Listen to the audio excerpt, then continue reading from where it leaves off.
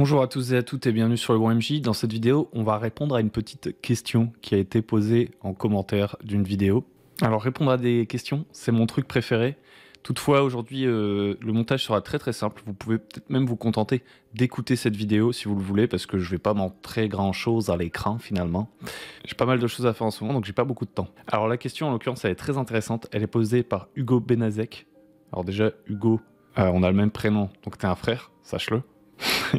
Et du coup la question c'est, j'ai une question à te poser, comment fait-on pour rendre intéressant le rôle d'érudit dans un jeu de rôle et comment le mettre en avant au milieu d'un groupe d'aventuriers combattants? Donc j'ai quelques idées à te proposer. Il y a deux problématiques un petit peu pour moi ici. Déjà c'est celle tout simplement de comment faire briller un érudit, parce que c'est vrai que les systèmes de jeu de rôle qu'on nous propose en général ne favorisent pas forcément le fait de faire briller l'érudit tout simplement, ou en tout cas de le mettre en avant dans la fiction et de lui donner beaucoup de temps de caméra, j'ai envie de dire. On y reviendra après. Et puis c'est d'autant plus compliqué dans un groupe d'aventuriers. Alors je vais mettre des timecodes dans la vidéo parce que je vais commencer par essayer de poser un peu la problématique. Peut-être que vous allez trouver ça un peu long. Si vous voulez aller directement aux solutions que je vous propose, vous pouvez avancer dans la vidéo. Si vraiment vous n'avez pas le temps, quoi. Donc déjà, quand on parle de mettre en avant l'érudit au milieu d'un groupe d'aventuriers, moi ça me fait tout de suite penser à une des problématiques que peut poser un peu Donjons et Dragons. Typiquement, il y a d'autres jeux où on joue des aventuriers dans des mondes de fantasy, etc. Mais c'est que dans un jeu comme Donjons et Dragons, déjà la répartition de la connaissance elle est assez horizontale. Et on n'a pas une multitude de compétences en fait pour différencier les personnages entre eux. Ce qui fait qu'en fait on n'a pas nécessairement des bonus très différents les uns les autres dans les compétences. En général, le fait d'avoir la maîtrise dans une compétence dans Donjons et Dragons, notamment à bas niveau, ça nous donne peut-être 5% ou 10% de chances de réussite supplémentaire par rapport à quelqu'un qui n'a pas la maîtrise de cette compétence. Donc ça fait que un test d'histoire ou de religion, enfin de connaissance quelconque, les personnages ont à peu près tous les mêmes chances de réussite à quelques pourcentages près, si on s'en tient vraiment aux bonus qui sont indiqués sur la feuille de personnage. Cette répartition horizontale, justement, elle est faite pour qu'on n'ait pas nécessairement besoin d'avoir un érudit, etc. dans ces jeux, parce qu'ils se focalisent principalement sur le combat. Et donc on veut que tous les personnages dans une partie de Donjons et Dragons puissent briller en combat, parce que c'est ce qu'on va rencontrer le plus, ou tout du moins des scènes d'action, mais qu'en plus ils aient des petites compétences de connaissances, etc. pour pouvoir aussi proposer d'autres scènes, peut-être d'enquête, d'investigation, des trucs comme ça. Mais déjà, en fait, le rôle d'érudit, concrètement, est quasi inexistant dans un jeu comme Donjons et Dragons. À la limite, ça va être un background que vous allez choisir pour votre personnage, mais vous allez être un guerrier érudit ou un prêtre érudit ou un voleur érudit ou que sais-je encore, et on va pas vraiment mettre le focus sur les connaissances dans Donjons et Dragons et consorts. Alors après on a des jeux à compétences comme Warhammer, l'Appel de Cthulhu, etc. On va avoir une beaucoup plus grande variété et granularité dans les compétences et donc du coup plus de spécificité en fait dans les connaissances de chacun. Donc on pourrait se dire que ça va faire briller un petit peu plus les dites compétences. Mais en réalité, je suis pas sûr que ce soit suffisant, en tout cas pour vraiment mettre en avant les personnages dans la fiction grâce à la mécanique. Le jeu vous pousse pas vraiment à ça. Deuxième truc aussi, tout bêtement, c'est que dans un jeu d'aventure, parce qu'encore une fois, on parle d'un érudit qui serait au milieu d'un groupe d'aventuriers combattants en plus, dans une fiction où on va partir en voyage, on va affronter des monstres, etc., effectivement, en fait, par nature, il n'y a pas vraiment le rôle d'érudit est pas tellement mis en avant. On a même une tentative dans Dragon, donc qui est une sorte de version alternative de Donjons et Dragons 5e édition, en tout cas un jeu basé sur la 5e édition, de création de classe, d'une classe tout à fait originale, et je pense que c'est louable cette tentative de créer la classe de l'érudit dans Dragon. Mais rapidement, on se rend quand même compte que dans cette classe d'érudit, on va avoir des capacités qui frôlent le surnaturel et dont on n'a pas trop l'explication, pour pouvoir en fait donner des capacités puissantes à cet érudit qui vont faire concurrence entre guillemets à tous les autres personnages qui, dans la 5e édition de Donjons et Dragons, vont quasiment tous avoir de la magie en fait en fonction des subclasses et des trucs comme ça. Ils vont tous avoir des effets super puissants et spectaculaires à proposer. Et donc pour l'érudit, c'est pareil, on lui donne des capacités quasi surnaturelles qu'on aurait du mal à expliquer par le savoir, et puis aussi beaucoup des capacités qui vont lui permettre d'entrer un petit peu quand même dans cette sorte de triumvirate qu'on pourrait avoir dans un jeu qui se concentre sur le combat, c'est-à-dire un rôle de tank, un rôle de soigneur, un rôle de DPS, vous voyez ce que je veux dire. Rapidement, en fait, l'érudit dans Dragon, on voit bien qu'il a des capacités pour soigner des trucs un peu utilitaires, enfin, qui vont avoir une utilité en combat, quoi. Parce qu'on veut qu'il trouve quand même cette place dans ce genre de gameplay. En tout cas, c'est l'impression que j'ai. Si vous n'êtes pas d'accord, vous n'hésitez pas à me le dire en commentaire. De la même façon, je prends beaucoup Donjons et Dragons en exemple, c'est pas pour descendre le jeu, mais c'est parce que, a priori, c'est un réflexe. Je pars du principe que la personne qui pose la question joue à Donjons Dragons. Je lui ai pas demandé, c'est vrai. J'aurais pu. L'autre problème qu'on peut avoir un peu dans Donjons Dragons et tout, c'est qu'étant donné que c'est un jeu vachement axé sur le combat, bah en fait on n'a pas tellement de règles qui encadrent le reste. Donc on peut se sentir un peu démuni de ce point de vue-là. Les règles par exemple pour crafter des objets, pour trouver des ressources et tout, bah, c'est des trucs qu'on trouve dans des suppléments un peu produits par des tiers comme Nord Games, etc. qui vont proposer des règles supplémentaires, ou bien peut-être dans des extensions de Donjons Dragons, j'ai pas tout lu. Mais c'est pas au cœur du jeu. Donc ça c'était la partie gameplay on pourrait dire pour le jeu le plus joué. Ensuite même dans les fictions, dans les films blockbusters, vous savez les films d'action, etc. Souvent en fait le rôle de l'érudit dans la narration, il est assez particulier et il vient un peu en contradiction avec ce qu'on pourrait pratiquer dans le jeu de rôle. Parce que le rôle de l'érudit, il va parfois faire office un peu de narrateur, mais qui fait partie de l'histoire. Des fois, vous avez un narrateur, genre vraiment un narrateur extérieur à la fiction, qui n'est pas représenté par un personnage du casting, qui n'est pas un membre du groupe de personnages qui font l'histoire, quoi. Typiquement, je pense au début du Seigneur des Anneaux, quand vous avez la voix qui vous présente un peu le contexte, ou bien dans certains films en intro et tout, vous allez avoir un petit texte au début qui va apparaître genre 1464, la guerre vient d'être déclarée entre les machins et les trucs. Vous voyez ce que je veux dire? Ça c'est on pourrait dire le narrateur qui présente des trucs, et une fois dans la fiction en fait c'est les personnages qui vont répondre au spectateur pour lui dire des trucs. Ce qu'on appelle un peu les scènes d'exposition ou les phrases d'exposition. Typiquement la scène où il y a le grand méchant qui revient. Et du coup, t'as un garde qui arrive en courant, il arrive dans la salle du trône pour prévenir la cour. Le méchant est de retour, il est là. Et les autres, ils font « Attendez, vous voulez dire le méchant que nous avons éliminé il y a 10 000 ans et qui manipule le feu et chevauche un dragon et qui est dangereux ?» Bon, ça, c'est un peu une manière un peu bête et méchante d'apporter des informations aux spectateurs. Et après, la deuxième solution qu'on peut trouver, c'est de mettre une sorte d'érudit dans le groupe. Parmi les personnages du film, qui va, à chaque fois qu'on va arriver dans une nouvelle région, qu'on va rencontrer quelqu'un, dire « Attention, ces gens-là sont assez susceptibles depuis la guerre de machin truc », ou bien « Ce peuple ne quitte jamais le dos de son cheval, c'est leur plus grande richesse, leur plus grande fierté ». Enfin, vous voyez, il va y avoir un personnage qui va dire ce genre de truc. Donc ça, c'est une des places qu'on pourrait avoir un petit peu pour l'érudit dans une fiction. Et en général, en dehors de ça, bah, il va servir... Il a plus un rôle de PNJ, entre guillemets, soit de comic relief, un peu genre, il se fout dans la merde et les héros doivent venir le sauver, ou alors il est trop curieux, il va venir manipuler d'un peu trop près un bouton, ou s'approcher d'un peu trop près d'un monstre, pour provoquer une complication qui va être finalement résolue par les véritables héros du film, qui sont en général les personnages plus liés à l'action, en fait. Donc dans une fiction un peu classique de fantasy, un peu héroïque, j'ai envie de dire, l'érudit, il trouve rarement sa place. Mais en fait, l'érudit, il va plutôt briller dans des histoires d'intrigues de cours, dans des scénarios d'enquête, des trucs comme ça. Et encore, il n'a pas souvent le premier rôle, il n'est pas souvent au devant de la caméra.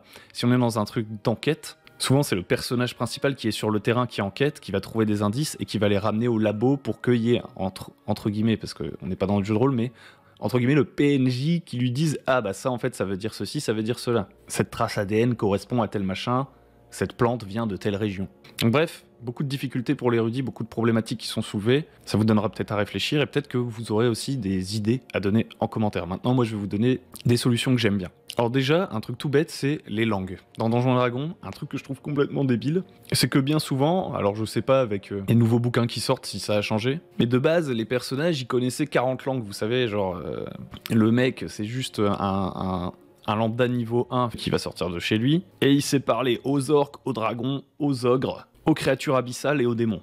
Tranquillement. Le mec n'a pas internet, mais il a suivi des cours. On ne sait pas comment, il est un peu autodidacte, il s'est auto-formé grâce à une formation en ligne, et il sait parler 5 des 20 langues qui sont parlées dans le monde, quoi. Il y a un peu ce truc trop débile. Bon, j'exagère le trait. Et je pense que un moyen de faire briller l'érudit, c'est déjà de dire que dans le groupe, personne parle 15 000 langues. Par contre, l'érudit, lui, il parle pas mal de langues. Et c'est ça qui en fait un mec ultra stylé. Parce qu'il peut traduire les runes sur les murs, traduire les bouquins, parler aux étrangers, aux monstres, etc.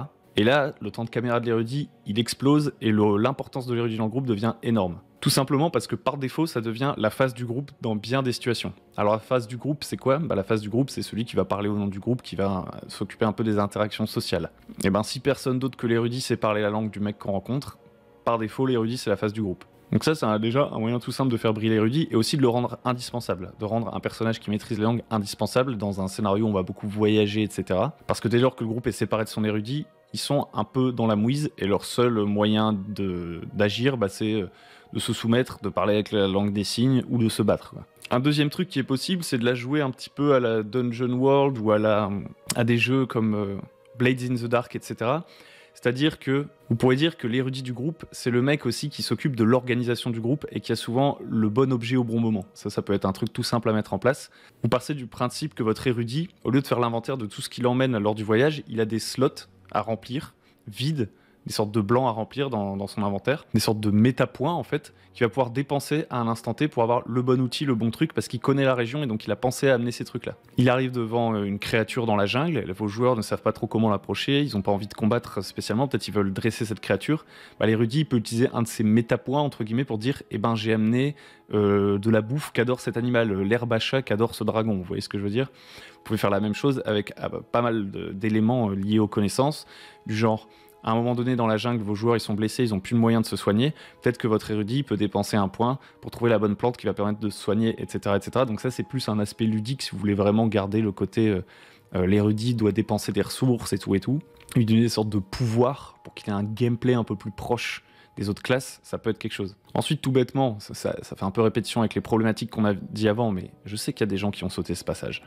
Vous pouvez essayer de mettre plus de situations où l'érudit, en fait, il va naturellement faire figure d'autorité dans le groupe. Notamment s'il a un bagage scolaire, qu'il a eu accès à une éducation que les autres n'ont pas eu, etc. Peut-être qu'il a des passe-droits pour entrer dans certaines bibliothèques, peut-être qu'il connaît l'étiquette et que donc c'est lui qui va parler au nom du groupe à la cour et tout. Donc bien travailler le background de l'érudit finalement. Et ce que ça représente dans votre univers. Pas nécessairement évident à faire lorsqu'on sait que la répartition des compétences dans Donjons Dragons est assez horizontale, comme on le disait au début. Mais d'un point de vue plus roleplay, il y a quelque chose à jouer. Et d'ailleurs, je dirais même que ce que vous pouvez conseiller à votre groupe si l'érudit se sent un petit peu mis de côté, c'est tout simplement de reconsidérer un petit peu leur roleplay. Parce que finalement, chacun va faire un peu figure d'autorité dans certaines situations. Souvent, le rôdeur, en termes de survie et tout, c'est lui qui prend un peu les décisions. Vous allez vous tourner vers lui en tant que MJ, lui passer le bâton de parole en fait pour le mettre en avant dans les situations de survie. Quand il y a une stratégie militaire à faire, vous allez peut-être vous tourner vers le guerrier ou celui qui a un background militaire. Partez du principe peut-être que dans la majorité des autres situations, vous allez vous tourner vers l'érudit. D'ailleurs, ça c'est quelque chose d'assez important, c'est que quand les PJ arrivent dans une pièce, etc., et qu'il y a un jet d'histoire à faire, ou même sans jet, quoi que ce soit, qu'il y a une connaissance qu'ils peuvent apprendre, soit en observant l'environnement, soit en réussissant un jet de dés, tournez-vous toujours en premier vers l'érudit. Alors ça peut poser un petit peu problème, justement, encore une fois, quand on a une répartition horizontale des connaissances, parce que ça tombe, il y a plusieurs personnages qui ont mis quelques points en histoire, vous voyez ce que je veux dire? Donc du coup, ils peuvent se sentir un peu floués, parce que c'est à chaque fois l'érudit qui fait le jet de dés. Alors moi, je vous conseille tout simplement de dire à ces joueurs, mettez vos points ailleurs, en fait.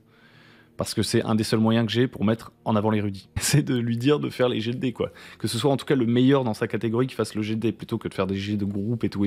Et aussi, vos joueurs, vous pouvez leur conseiller, en termes de roleplay, parce que c'est aussi ça le jeu de rôle, je pense, il y a une part de roleplay, finalement. Leur dire que leurs personnages, ils savent pas grand-chose sur le monde, et que c'est l'érudit qui sait le plus de trucs. Et donc que, logiquement, lors des phases de roleplay, lorsqu'on décide qu'est-ce qu'on va faire ensuite, etc., ils devraient se tourner vers l'érudit, en tout cas dans le cas où cet érudit, il a plus de connaissances qu'eux. Et donc du coup, ça c'est encore une autre chose, je vous inviterai à bourrer de connaissances l'érudit. Si l'érudit, tout ce qu'il a pour lui, c'est d'avoir un petit peu plus de connaissances en histoire que les autres, ça va pas être suffisant, à mon avis, pour le mettre en avant comme le référent, le mec qui sait des trucs sur le monde et tout. Enfin, je sais pas, prenez Gandalf dans Le Seigneur des Anneaux, il parle des langues, il sait calmer les animaux, il sait comment contrer des balrogs, il connaît parfaitement toutes les régions pour choisir le bon chemin où il faut passer, même s'il va demander, lorsqu'on va passer, je sais pas loin des mines de la Moria, il va demander son avis à Gimli vite fait. En vrai, Gandalf, il en sait plus que lui, vous voyez ce que je veux dire? Il parle toutes les langues. C'est lui qui se présente aux rois et aux reines, etc. quand on arrive dans une phase de communauté, un petit peu, c'est lui qui peut aller négocier avec l'intendant du Gondor et tout. Vraiment, passer le bâton de parole hyper souvent à l'érudit pour le mettre en avant. Parce que les autres, ils arriveront à se mettre en avant tout seuls, je pense. Enfin, ils auront plus propension à le faire. Notamment si, comme on le répète encore une fois, la problématique c'est dans un groupe d'aventuriers combattants, s'il y a beaucoup de phases d'action, d'enquête, de survie dans la forêt, d'exploration, de combat et tout, les autres, en fait, par défaut, ils vont se mettre en avant tout seuls, parce qu'ils ont les capacités mécaniques de le faire. L'érudit, il faut penser les situations que vous allez mettre en avant. Et enfin, je dirais que la meilleure solution, selon moi, mais n'en déplaise à certains, c'est l'émergence et c'est la narration partagée dans certaines phases. Alors à manipuler avec précaution, ça s'improvise pas forcément. Si vous êtes comme moi et que vous avez plutôt tendance à jouer à des jeux traditionnels, mais à mettre de la narration partagée dedans, l'érudit, c'est le parfait exemple de ça. C'est un des personnages qui aura le plus que ça va plus favoriser en fait le fait que vous proposez de la narration partagée. En gros, moi ce que je fais, c'est que quand quelqu'un a un domaine de compétences, eh ben, je vais laisser des blancs dans l'univers, des choses pour lesquelles j'aurais pas nécessairement réfléchi aux réponses à l'avance. Et en fait, quand le personnage va se retrouver dans sa situation d'expertise, je vais demander au joueur qui l'incarne d'apporter une touche de couleur à l'univers, etc. Et ça, je trouve que c'est notamment important pour l'érudit. Parce qu'encore une fois, dans un combat, lorsque un de vos PJ fait un coup critique, c'est assez facile de lui dire « dis-moi comment tu tues le monstre » et il va pouvoir vous prendre avoir la caméra sur lui et dire un truc super stylé de « ouais, je le défonce et tout ». Dans les situations d'action, on a souvent tendance à faire ça et pas dans les situations de connaissance. Et moi, je pense qu'on a quelque chose à y gagner. Alors évidemment, il faut être capable de focaliser la question, de pas forcément ouvrir trop de portes, surtout s'il y a quelque chose que vous voulez garder sous votre contrôle, que vous n'êtes pas dans un jeu purement narratif, purement émergent. Mais typiquement, si vos PJ sont en train de mourir de faim et qu'ils chassent une créature, plutôt que de dire que par avance, cette créature, vous avez décidé qu'elle était immangeable, par exemple, et ben, ils chassent la créature pour se nourrir, et vous dites à l'érudit du groupe, vas-y, fais un jet de connaissance des animaux, pour savoir si cette créature, elle est mangeable. Si tu réussis, elle est mangeable. Si tu réussis pas, elle est pas mangeable. Il jette le jet de dés, il réussit, cette créature est mangeable. Et à ce moment-là, vous lui dites, mais comment est-ce que tu vas devoir la cuisiner pour que ce soit possible de le manger? Et là, votre personnage, il a un moment, un peu comme s'il avait achevé un ennemi et que vous lui aviez demandé de décrire comment il battait cet ennemi, il a un moment pour décrire quelle est la recette qui va permettre de bouffer ce truc et de nourrir tout le groupe. Et là, votre personnage, il a brillé. Vous pouvez faire pareil avec les plantes, etc. etc.